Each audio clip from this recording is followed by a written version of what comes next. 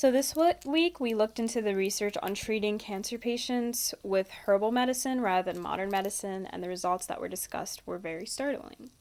It was shown that in treating cancer patients, herbal medicine not only didn't work for helping with cancer symptoms, but it also made cancer symptoms even worse, and in some cases resulted in an impromptu untimely death that a person with any specific cancer could have survived or had a greater chance with modern medicine.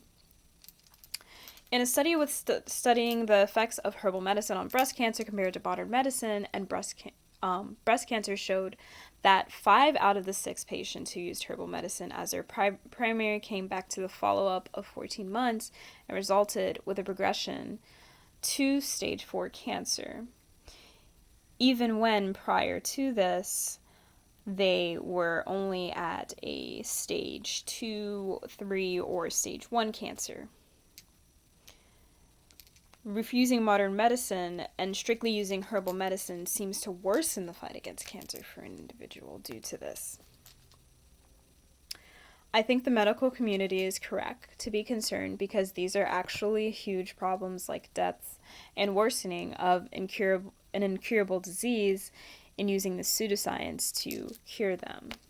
It puts more and more people at a greater risk of dying from cancer rather than fighting cancer and solving ways to actually fight cancer and come up with a cure rather than, and actually seems that it brings information about cancer backwards due to making it worse or scattering around data. People are getting worse from the symptoms. People are dying because of the herbalism. It doesn't really help us further our research of curing this disease. I definitely believe that if herbalism was regulated by the government, it would be slightly better, but also not too much better, only because the government could also add things in there just to make more money in some way. And it might not really be like fully herbalism if the government took over, I feel.